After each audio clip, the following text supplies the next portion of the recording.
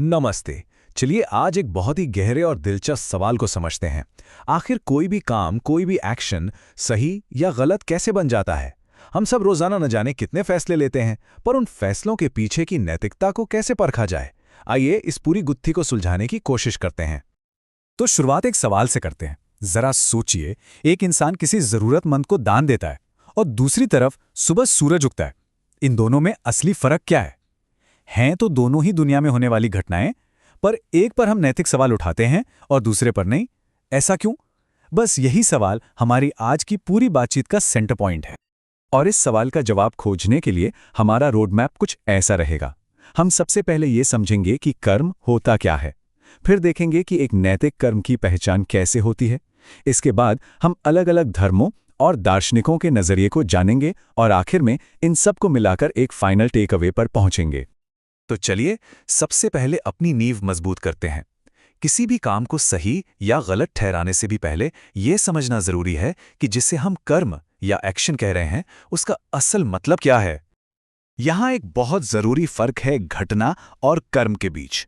देखिए, सूरज का उगना एक प्राकृतिक घटना है, एक इवेंट। उसके पीछे कोई इरादा, कोई सोच नहीं है। लेकिन जब कोई इंसान दान देता है तो वो एक कर्म है। क्यों? क्योंकि उसे किसी ने किया है, मतलब एक कर्ता है और उसके पीछे एक इरादा है, एक उद्देश्य है। तो इसे ऐसे समझ सकते हैं कि कर्म के 3 मेन पिलर होते हैं। कर्ता यानी करने वाला, इरादा यानी उसका मकसद, और नतीजा यानी उसका परिणाम। जब ये तीनों चीजें मौजूद होती हैं तभी कोई इवेंट कर्म कहलाता है। और सच कहूं तो नैतिकता की पूरी इमारत इसी बुनियाद पर टिकी है। ठीक है, तो अब जब हम ये समझ गए कि कर्म क्या है तो अगला सवाल आता है, किसी भी आम से कर्म और एक मॉरल कर्म में क्या फर्क है? वो कौन से सुराग हैं जो किसी एक्शन को मॉरल बना देते हैं? तो किसी भी कर्म को नैतिक कसौटी पर कसने के लिए 2 शर्तें हैं, बस 2। पहली, जो काम कर रहा है उसे पता हो कि वो क्या कर रहा है, उसे अपने एक्शन का ज्ञान हो। और दूसरी, वो काम उसने अपनी आज़ाद मर्जी से किया हो, किसी के दबाव में नहीं। जब ये दोनों बातें पूरी होती हैं तभी हम उस कर्म को सही गलत के तराजू में तौल सकते हैं। और देखिए, इसी वजह से कुछ काम नैतिकता के दायरे से ही बाहर हो जाते हैं, जैसे किसी जानवर का कोई काम, या एक बहुत छोटे बच्चे का, या फिर सोचिए किसी से जबरदस्ती कोई काम करवाया जाए। इन सब सिचुएशंस में या तो ज्ञान की कमी है या आज़ाद मर्जी की, इसलिए इन पर नैतिक या अनैतिक होने का लेबल नहीं लगाया जा सकता। पर यहां पर कहानी थोड़ी और उलझ जाती है। मान लीजिए किसी का इरादा तो बहुत अच्छा है, एकदम नेक, लेकिन उस इरादे को पूरा करने का जो तरीका है वो गलत है। तो क्या सिर्फ एक अच्छा इरादा ही काफी है? जरा इस सिचुएशन के बारे में सोचिए। लड़के का इरादा क्या है? अपनी मां की जान बचाना। ये एक बहुत नेक इरादा है ना? लेकिन इसके लिए उसने किया क्या? चोरी, जो कि एक गलत काम है। तो यहां अच्छे इरादे और गलत साधन के बीच सीधी टक्कर है। और यही वो दुविधा है जो हमें सोचने पर मजबूर करती है कि नैतिकता का असली पैमाना क्या है, इरादा, काम या फिर नतीजा। पता है, ये जो दुविधा है ये कोई नई नहीं है। सदियों से इंसानियत इससे जूझती आई है और दुनिया के बड़े बड़े धर्मों ने इस गुत्थी को सुलझाने के लिए अपने अपने नैतिक ढांचे बनाए हैं। तो चलिए एक नजर डालते हैं कि कुछ प्रमुख धर्म इस सवाल को कैसे देखते हैं।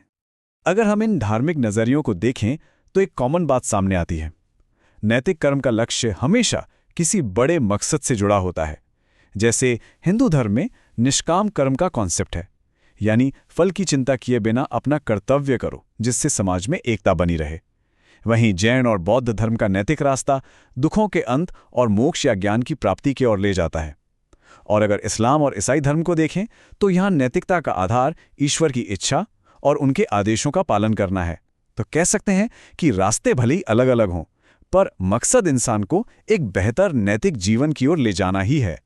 अच्छा, तो धर्मों से आगे बढ़कर अब जरा फिलॉसफी की दुनिया में चलते हैं। दार्शनिकों ने हमें किसी भी नैतिक समस्या को एनालाइज करने के लिए कह सकते हैं कि 3 बहुत ही पावरफुल टूल्स या नजरिए दिए हैं। किसी भी नैतिक फैसले को इन 3 लेंस से देखा जा सकता है।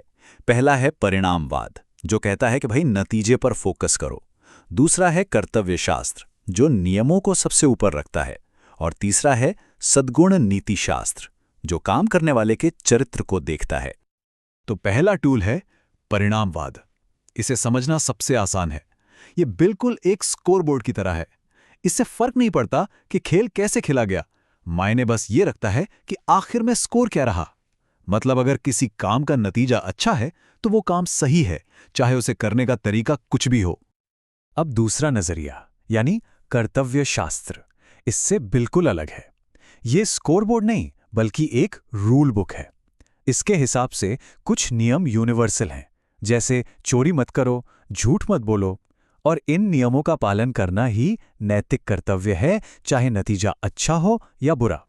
और इस सोच को सबसे मजबूती से पेश किया महान फिलोसोफर इमैनुअल कांट ने। उनका टेस्ट सिंपल था। कोई भी काम करने से पहले खुद से पूछो, क्या मैं ये चाह सकता हूं कि दुनिया में हर कोई हमेशा इसी सिचुएशन में यही काम करे? अगर जवाब हां है तो वो काम नैतिक है। ये सोचने का एक बहुत पावरफुल तरीका है। और हमारा तीसरा नजरिया है सद्गुण नीति शास्त्र का। ये ना तो नतीजे पर ध्यान देता है ना ही नियमों पर।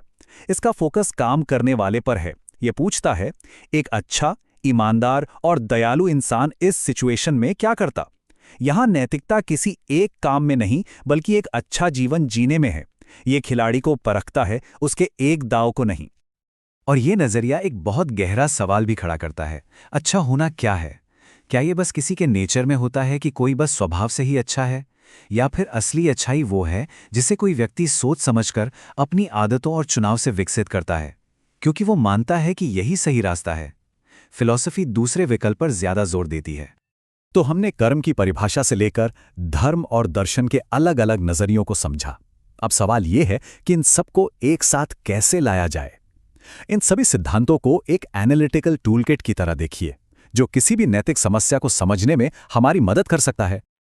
इस टूलकिट का इस्तेमाल बहुत सीधा है।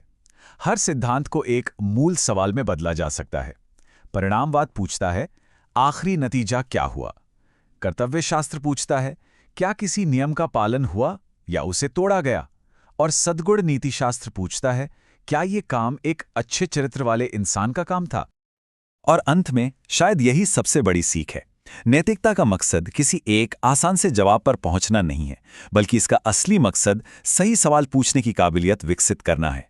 यह हमें किसी भी हालात को अलग अलग एंगल से देखने और एक बेहतर सोचा समझा फैसला लेने में मदद करता है। तो ये विश्लेषण तो यहां खत्म होता है, लेकिन असली सोच अब शुरू होती है। जब भी जीवन में कोई नैतिक दुविधा सामने आती है तो सवाल यही उठता है कि कौन सा लेंस पहले इस्तेमाल होगा। क्या नतीजों को तौला जाएगा, नियमों का पालन किया जाएगा, या फिर अपने चरित्र की कसौटी पर खुद को परखा जाएगा? इसका जवाब ही हमारे नैतिक फैसलों को आकार देता है।